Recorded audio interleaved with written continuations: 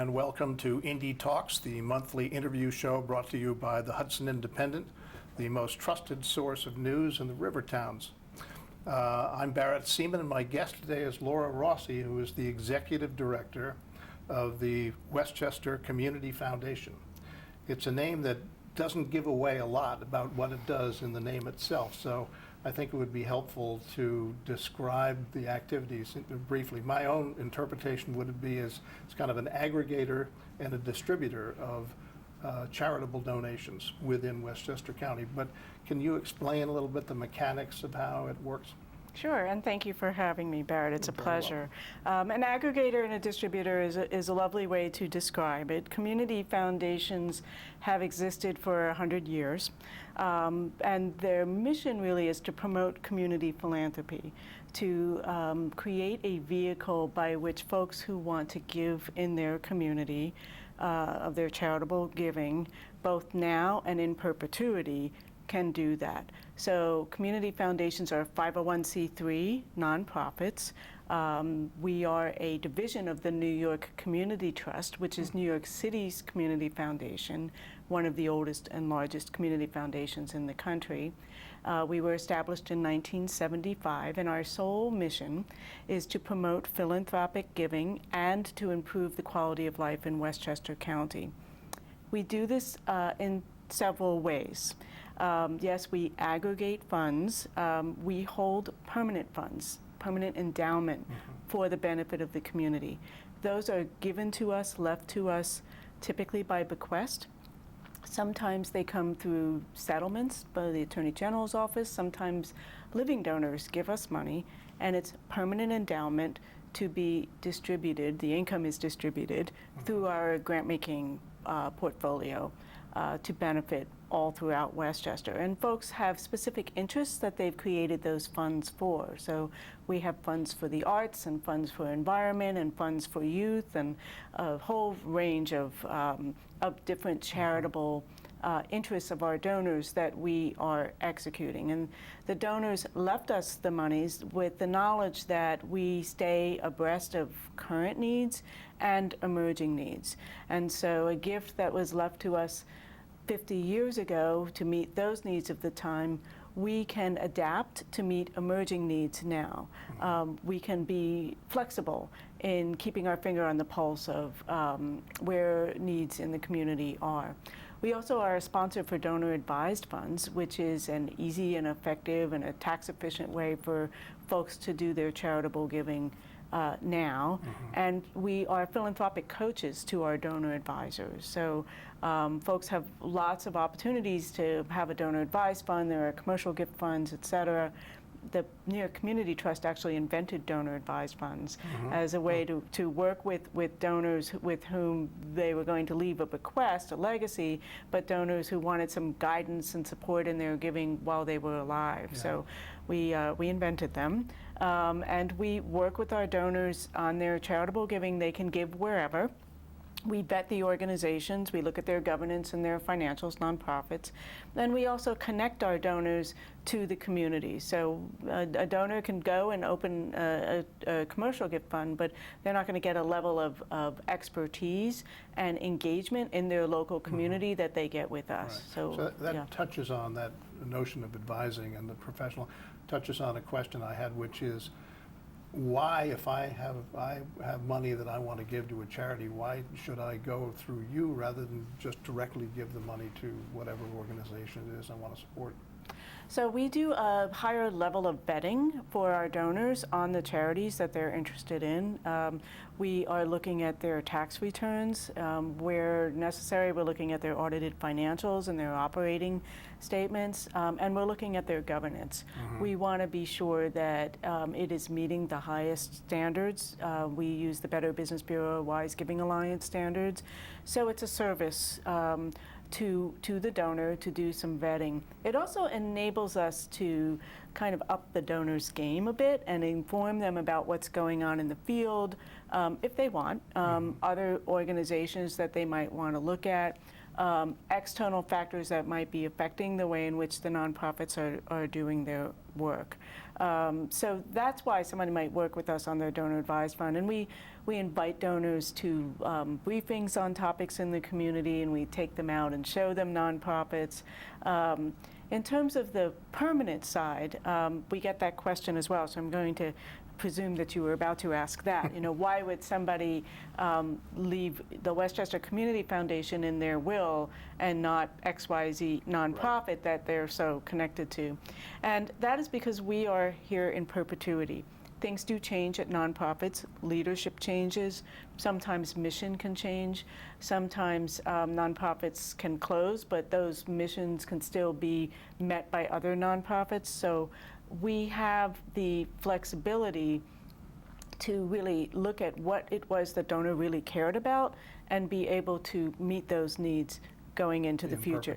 In right. perpetuity. That is the difference. Right. Yeah. So a lot of times we'll get a fund that might say, and we'll get history on, you know, the donor really liked this particular organization or this particular way of doing things, so we're trying to implement that. But the secondary notion there is if we can't, it's called variance power, if we can't, we'll go find the closest thing to what the donor wanted to achieve. Variance power? Yeah.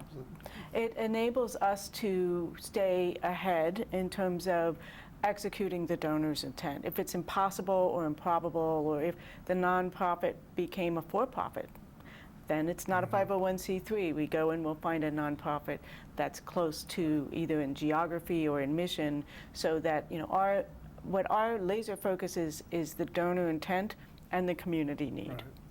How do you reach the donor community? How do you go out there and find those people who are going to contribute? We try to get out there as much as we can to talk about the Westchester Community Foundation. Our grant-making portfolio is quite robust, and people hear about us by hearing about the grants that we've made and saying, well, where did that money come from? We work with professional advisors, trust and estates lawyers, and personal wealth advisors and finance advisors who want to advise their clients on their charitable giving and estate planning as well. It's interesting, there's no one route to a prospective donor. Our reputation is excellent, and so we work very hard to maintain that reputation in terms of getting the word out, explaining what we do, really the diligence with which we are executing the donor's intent, but also our leadership efforts in the community get people knowing about us, in that we are here for the benefit of the community forever. And so if folks care about their community, and typically with volunteers and elected officials, if folks care about the community, we want to know about them, and they should know about us. Right. So. I don't imagine you have much problem on the other side of it, which is getting the people who want the money to come to you. True. I imagine they come to you all the time. Yes. So how do you manage that process when you have so many people? Do you have appointments where somebody comes in and does a presentation? Do you have competing organizations coming at you, and who decides? Sure. who So you're gonna support? unlike private foundations, which might not have a website, and it might be proposals by invitation only, and it's kind of like, how do you get through? Community foundations exist to be out there, exist to be, yes, responsive to inquiries, but also proactive.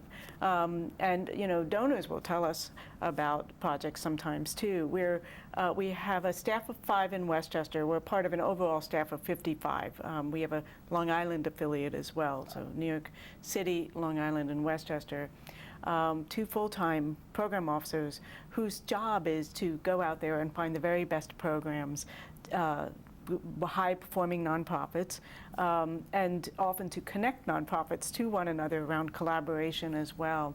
So we have a website that is easy for folks to see. There's a receive button, and people can look, very step-by-step instructions. But we're out there talking to nonprofits all the time and explaining to folks what our parameters are. I think the biggest misperception is that we don't have a lot of unrestricted dollars. So we try to explain these are where the dollars came from. These are the strategies that we are using to make our grant making. It's all on our website, as well as in going to a lot of community gatherings and community meetings. We're not just talking to, we're also listening. Always listening to the nonprofits and listening to the community to be sure that that we're on track with what our strategies are and how we implement what is really a very competitive grant-making portfolfolio. You talked about having restricted funds. Yeah. When you deal with donors to your organization, I would think you'd want to have as much unrestricted money as you can, so you have the leeway to do with it. But Yes. how often do you get restrictions, and what are the kinds of restrictions that a donor's likely to put on money they give? There are all kinds of restrictions, and so a lot of times there's a conversation over a period of time. Again, listening carefully to the donor, and a lot of times the donor's trying to sort it out. Estate planning is not, no one should do it in a rush. And particularly when you are thinking deeply about a bequest and really what is your legacy, you need some guidance in that. So it's a series of conversations of putting scenarios out. Would you be interested in having this type of project supported, or would you want more of this to be supported? So for instance, supporting children. That's a big, broad category. And I want to help the next generation achieve, which is very laudable. And we have a lot of funds like that. So it's, again, do you want us to have leeway? Can we look at early childhood? Can we look at college prep? Can we help young people get jobs? Do you want us to focus on a certain age? Do you want us to focus on a certain territory or a certain demographic? Are you particularly interested in children with special needs? I mean, there's all kinds of scenarios. So it's listening. And we love the donor who says, you know best, you decide. Because that is helpful to us to say, great, because there will be times when this really needs a lot of resources, some particular category of issue. When then that subsides, because actually we've made strides in that area, and we can shift those resources to the next need. That's the best scenario, when we've actually seen strides. And we also try to engage donors in allowing us to use dollars on policy. And that is a conversation with donors, and some say, nope, I just want to support programs, and others say, what do you mean by policy? And we say, because then you can really make systems change and not have to constantly meet these needs, but provide more resources overall for, like environment issues or children with special needs or those issues. Does that suggest that you have a lobbying function in a way? Because when you talk about policy, you're talking about governments and government actions. Right. So how much of your time is spent doing that, trying to influence policy at the governmental level? So we don't do that directly, except where we can, which is in our self-interest. That is, lobbying rules and advocacy rules. But we do have a portfolio that is specifically set up to empower folks to do that kind of work.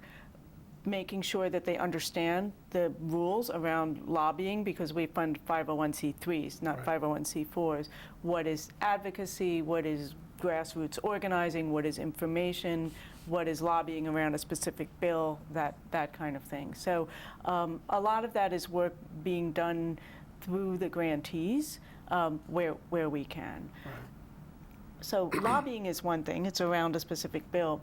Advocacy and information and education is also something that we are all doing, and that the nonprofit sector is doing. And I'm proud of our nonprofit sector in Westchester, because it has really, in the last 10 years or so, gotten better and sharper at doing that with our support, encouraging nonprofits to think more around systems change, to demonstrate their value, the value of nonprofits to government decision makers, to work alongside government decision makers where they can, and to push where they have to. Right, right. You said you had a staff here in Westchester of 5. Yes. That seems small. Yes. Yes. That's a lot of work, 5 people to do with all the different organizations. Yes. Do they have specific assignments, sort of territorial, or Yeah. you know, one on housing, one on childhood development? Is that, how do you organize those people? Well, you used to be one of those yourself. Yes, right? I did. One benefit of a small staff is we all work together really well, and we can be very nimble in looking at issues from multiple standpoints. So we have 2 program officers. Each does have specific kind of issue areas where they focus on, but they also partner where those issue areas overlap, and they do so very well. We have a Director of Donor Relations and Communications with whom I work very closely on responding to donors and getting our stories out, and we work with the program officers on the stories of the grantees.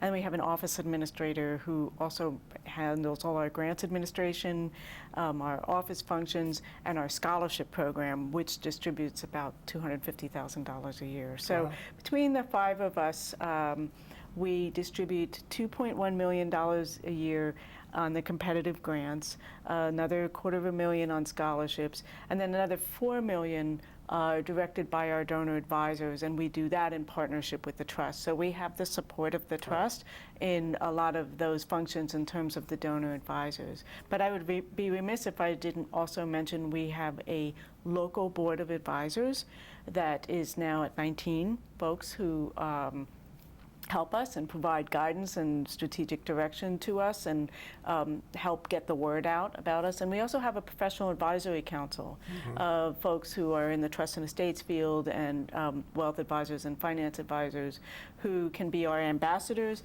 out into the community. So we're not all alone in it. Who are the board of advisors? Are they people just from the community, or do they represent organizations that are taking some of your money?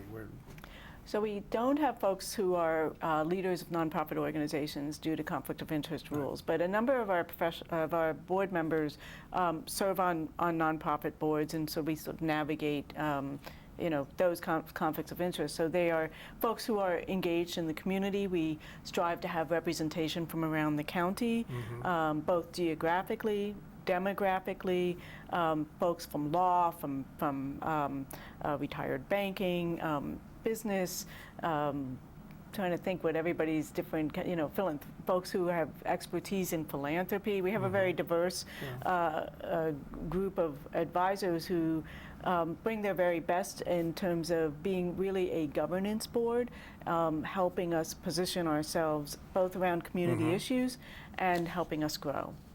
And then the New York Community Trust, I just want to share that we have, at the trust, they have program officers in each of the funding categories. So we have experts with whom we can just pick up the phone and call, and quite frankly often do, as well as in Long Island. So our environment portfolio is quite big. Yep. We are, I believe, the biggest local environment funder here in Westchester, but we work closely with colleagues at the Trust and in Long Island, and then other funder colleagues as well, so that we are not doing a lot of our work in isolation. And that really is across the board with a lot of our funding areas. We have a big team at the Trust that we are a part of. So we stay focused on Westchester, but we have the benefit of being part of a regional organization. Right. That holds $3 billion in assets, so we're healthy. Yeah, I guess so. Yeah. Well, let's talk about some of the areas that you donate money to. It's quite a wide group. You listed here human justice, which includes things like women's legal rights, I would assume. Jobs and workforce development, social services and welfare, youth development. Can you touch on some of the major organizations that you have supported in some of those areas? So I did a little bit of a research on, and I ended up with quite a long list because we've been fortunate to have a fund specifically for Tarrytown, but then we also have been able to bring other funds like our Environment Fund into the region that the Hudson Independent covers. And so the best way really to answer your question is in looking at this, we have supported everything from prenatal to death. in a person's lifespan. We have supported and are currently supporting prenatal programs and perinatal programs through Ossining Open Door, which I think serves your region, to the End of Life Coalition. We did a program. We supported a program that was about bringing issues around end of life care and how folks can plan and translating them into Spanish. And that was specifically for the demographic here in the river towns. We've done a lot of work in the schools, everything from parent-child program, helping bring a very successful program that Westchester Jewish Community Services runs, into Tarrytown at the invitation of community leaders here, which was very important.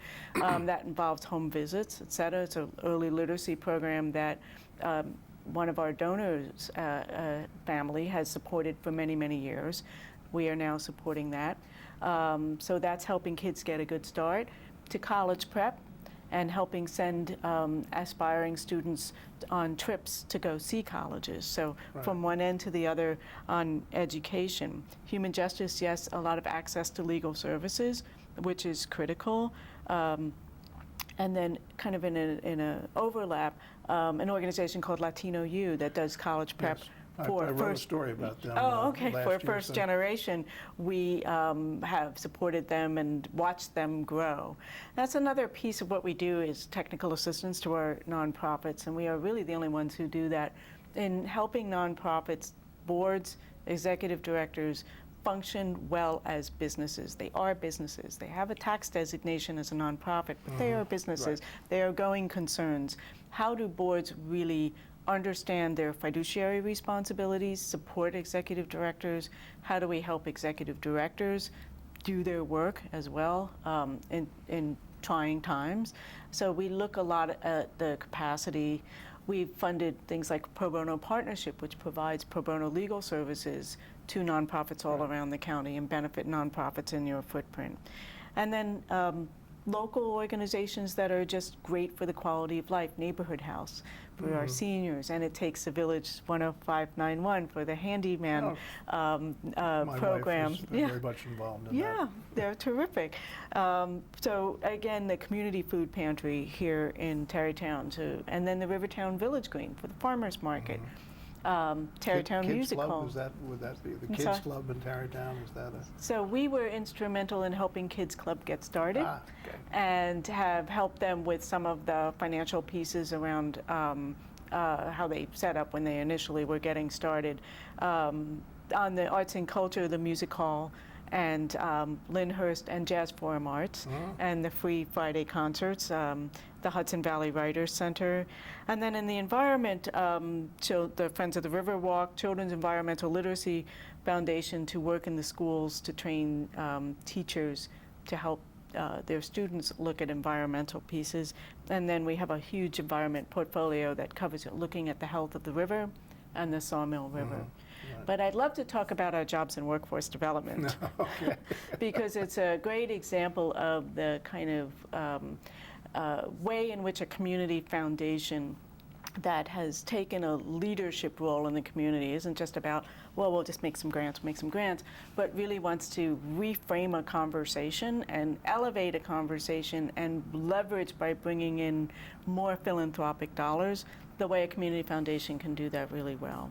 And we were making grants around job training. So we had been doing college access, but then started worrying, well, where would these young people get jobs? And started looking at the workforce landscape here, and started looking also at where it's done really well in other parts of the country, and had partnered with J.P. Morgan Chase as co-grantees of a very promising initiative in White Plains, and felt that wouldn't it be great if the whole county could take advantage of a sharper way of doing this that involves employers through business partnerships.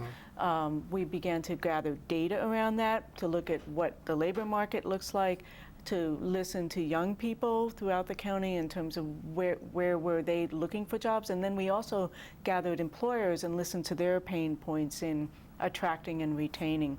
We have a high cost of living here. housing is very expensive, transportation is tricky, and childcare is tricky. Right. So everybody's feeling that. The Community Foundation has played a leadership role in building a program and bringing other funders into that program that is a sharper way of doing workforce development, where there's a pipeline between the employers who say what they need Right. and job training providers who train and place and help meet the ongoing needs of job seekers and workers, so that everybody's benefiting. Right.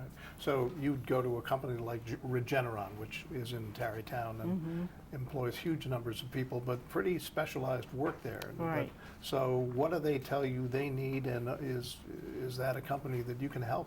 So Regeneron is recruiting worldwide. Right. There are lots of other types of organizations that are recruiting locally that are not as specialized, particularly in the healthcare factor, in healthcare sector, in manufacturing, and in IT. So getting back to the Regenerons, they will have needs at every level. Right. But other organizations, and the Montefiores, and they all have all kinds of needs. So we did a scan of sort of what do all different types of organizations, family-owned businesses that have been here forever and don't want to have to leave, talk to us about the challenges with recruitment, with their employees, driving vast distances. How can we help them recruit better locally and retain? So that's one thing that we've been listening with employers, and not just thinking large, but thinking all around the county and thinking at all different sizes of employers